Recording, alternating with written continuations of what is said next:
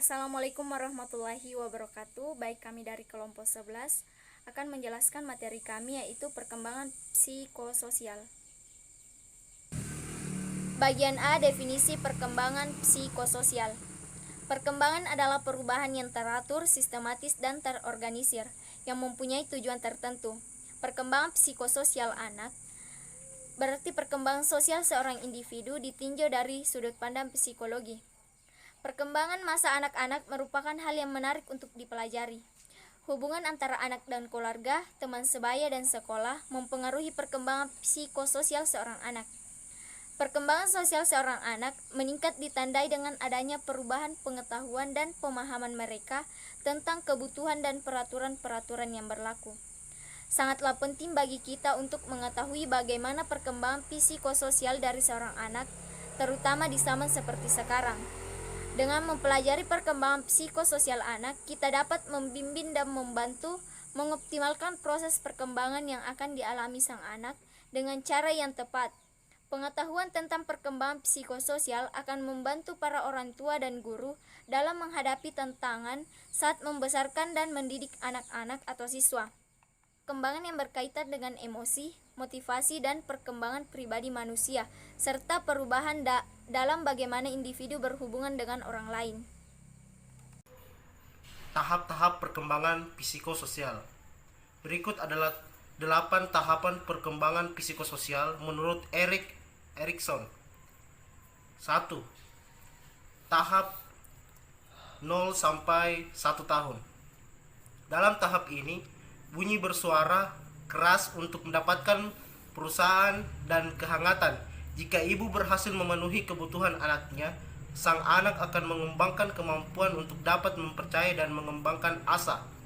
Jika krisis ego ini tidak pernah terrealisasikan, individu tersebut akan mengalami kesulitan dalam membentuk rasa percaya dengan orang lain sepanjang hidupnya, selalu meyakinkan dirinya bahwa orang lain berusaha mengambil keuntungan dari dirinya. 2 atau tahap 2, umur 1 sampai 3 tahun. Dalam tahap ini, anak akan belajar bahwa dirinya memiliki kontrol atas tubuhnya. Orang tua seharusnya menuntun anaknya, mengajarkan untuk mengontrol keinginan atau impuls lainnya. Namun tidak dengan perlakuan yang kasar. Mereka melatih kehendak mereka tetapnya otonomi. Harapan idealnya anak bisa belajar menyesuaikan dengan aturan-aturan sosial tanpa banyak kehilangan pemahaman awal mereka mengenai otonomi. Inilah resolusi yang diharapkan. Tahap 3. Pada periode ini,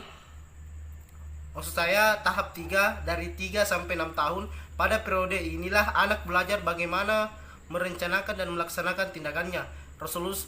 Resolusi yang tidak berhasil dari tahapan ini akan membuat sang anak takut mengambil inisiatif atau membuat keputusan karena takut berbuat salah. Anak memiliki rasa percaya diri yang rendah dan tidak mau mengembangkan harapan-harapan ketika ia dewasa.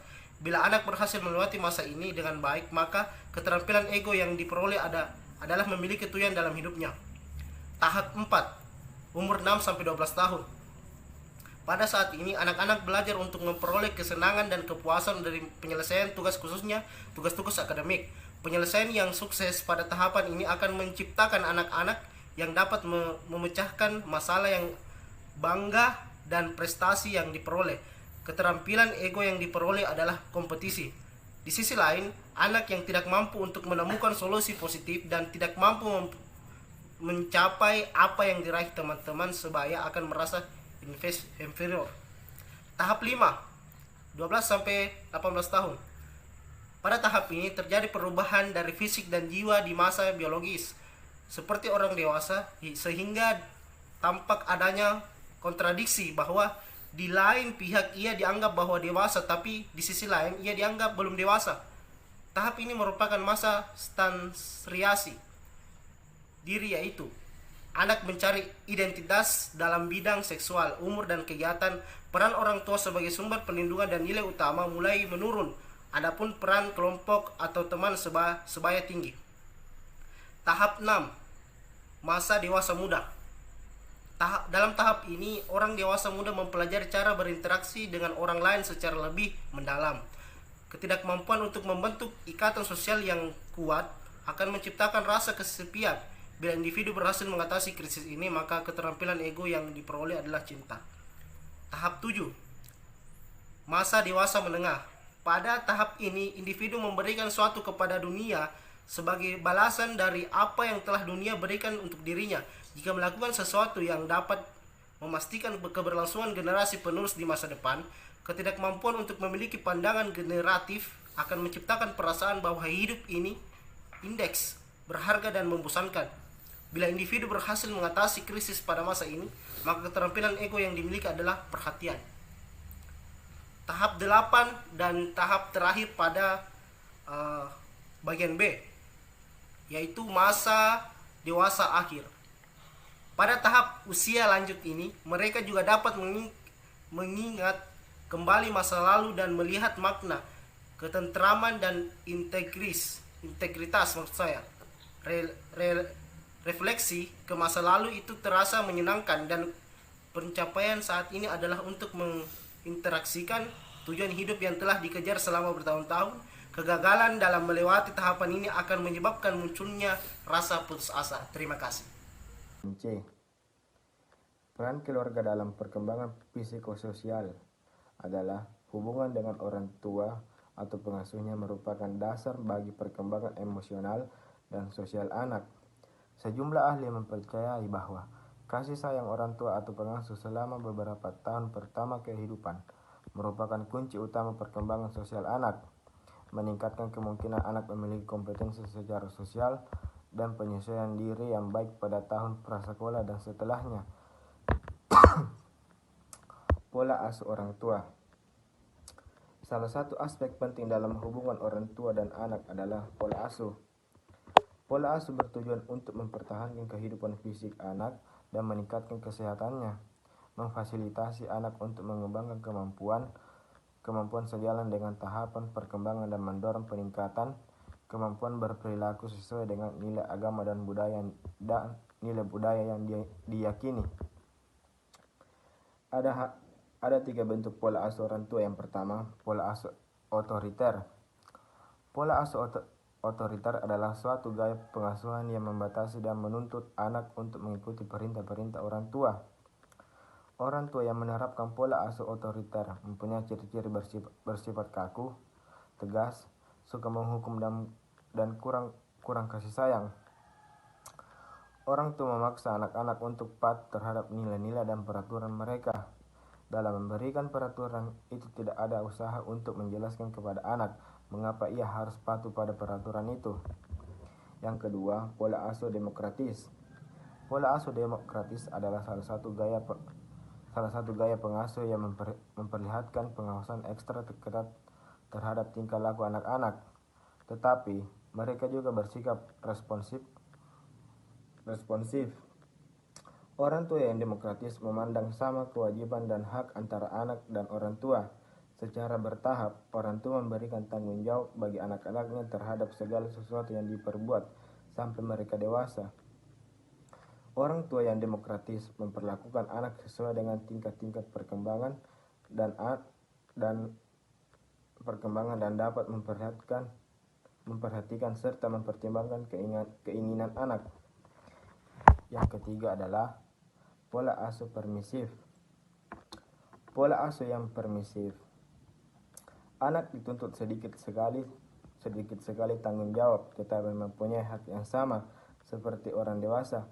Anak diberi kebebasan untuk mengatur dirinya sendiri, dan orang tua tidak banyak mengatur anaknya.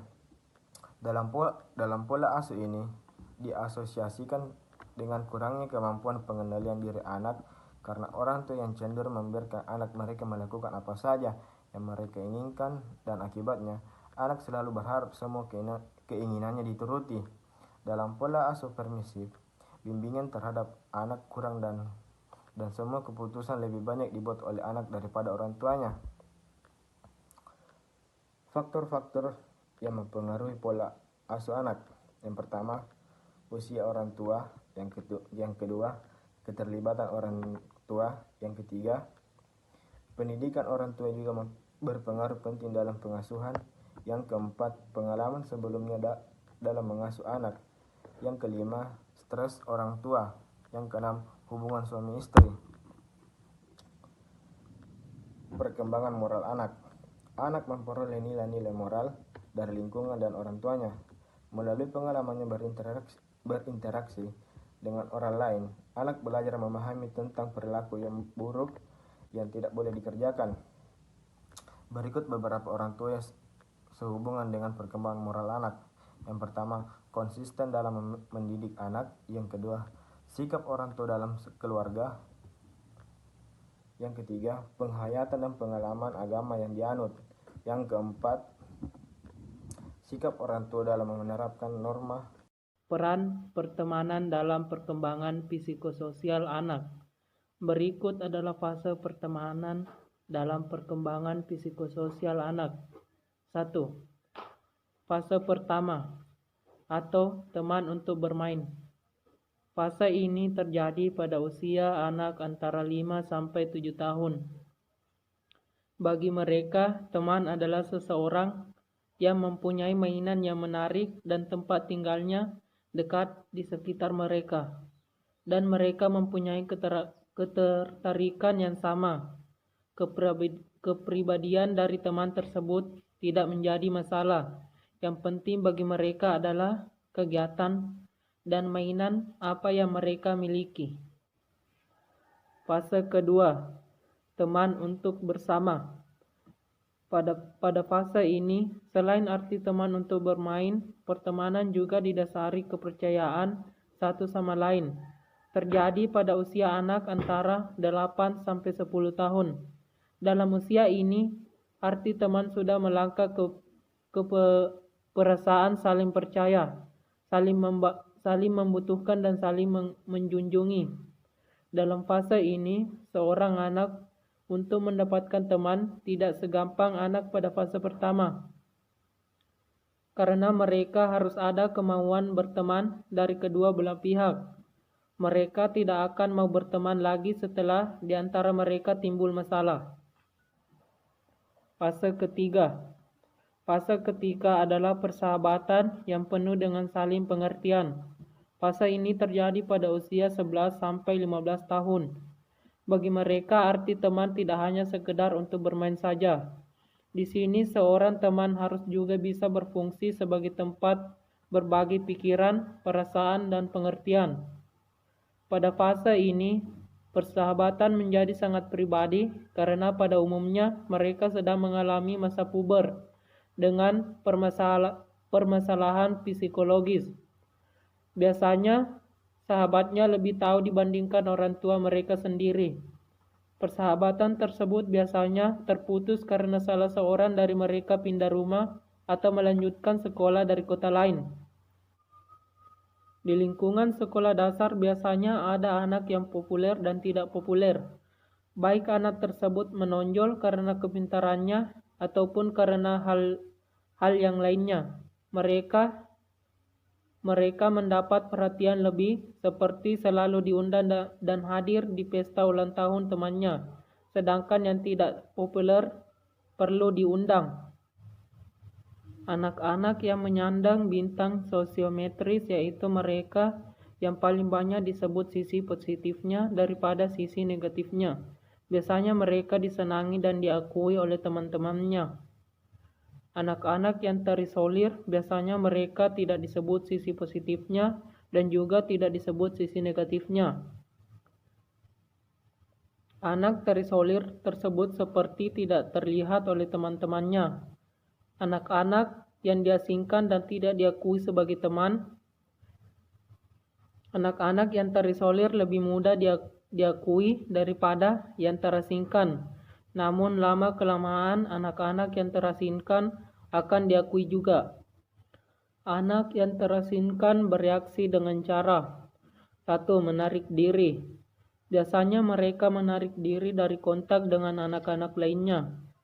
Mereka sebetulnya ingin bermain dengan anak-anak lainnya, tetapi mereka diacuhkan dan diabaikan keberadaannya. Malahan diejek-ejek, Maka dari itu mereka selalu menghindar dari anak-anak lainnya. Di rumah biasanya mereka juga pendiam dan selama mungkin tinggal di kamarnya dengan membaca komik atau mendengarkan musik.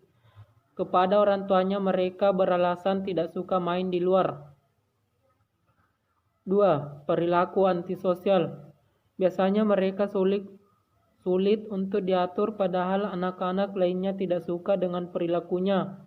Misalnya pada saat anak-anak yang lain bermain bola, kemudian datang anak yang terasingkan, tetapi tidak untuk ikut bermain dengan anak-anak lainnya.